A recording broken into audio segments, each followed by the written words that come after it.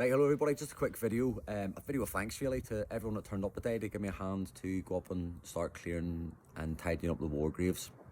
Believe it or not, someone had actually been up since my last video and they'd done a bit of work up there, so whoever that was, well done and thank you very much.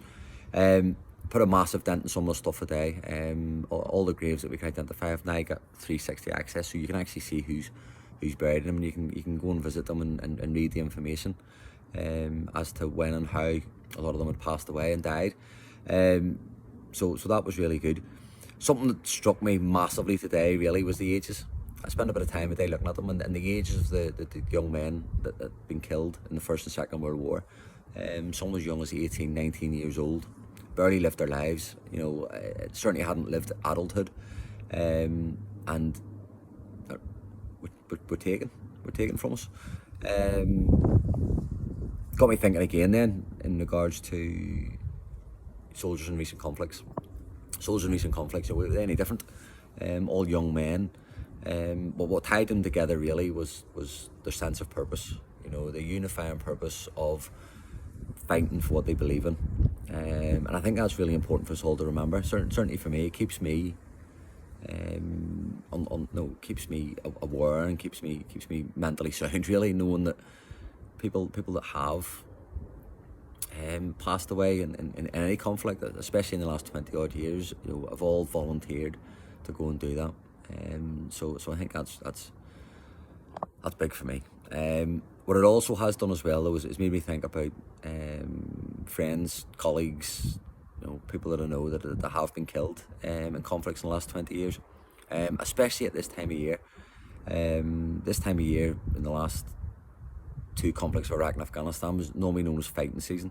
The reason it was called fighting season is because this is when, you know, the 3 months leading up to now, they've all had their money, and they've had their money from growing the poppy, harvesting the opium from the poppy, selling the opium. The money from that then buys them food, rations, ammunition, you know, weapons, explosives, anything that they would need to keep the fight going. And they would continue to fight throughout the good weather until the weather starts to turn, and then it would slow down slightly. A lot of stuff popping up on my phone at the minute. Things popping up all the time about people that have been lost in Iraq and Afghanistan, and their details of their death in this last few months. Yeah, it just makes you think, doesn't it?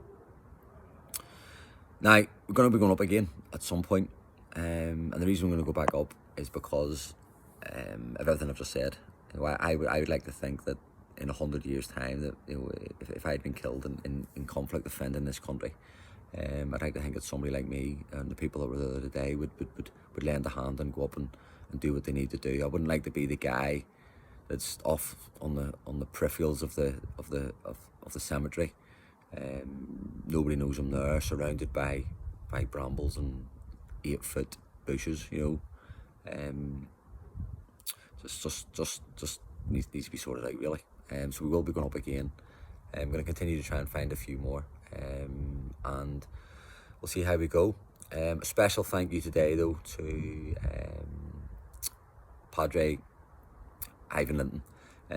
The guy drove 2.5, nearly 3 hours to come up today, and the value that he brought and the education that he gave us today in regards to how it all works with the Graves Commission and how we go about getting help and things to get that sorted. But not only that, pinpointing exactly where the other graves are. I know we found an extra 2 today, so I think that's 30 we've got now. There's still 13 people buried there. We don't know where they are. There must be a way of doing it, and he knows how to do it. So he's going to continue to do some work. He's going to continue to push start information our way, and he said he'd drive up again, the 3-hour drive, to come and spend 3 or 4 hours weeding. You know, it's a testament to the fella. He was a great padre, and a great guy all around. So again, thank you very much. To all the rest, great stuff, and I'll see you soon. Remember, stay safe. You know, at the end of the day, live your lives, live them as best you can, because you're a long time dead, and that's something that's dawned on me today. If you need to change your lifestyle, change your way of thinking, do something to make your life better, be happier, then please get it done. Take care, and I'll speak to you soon.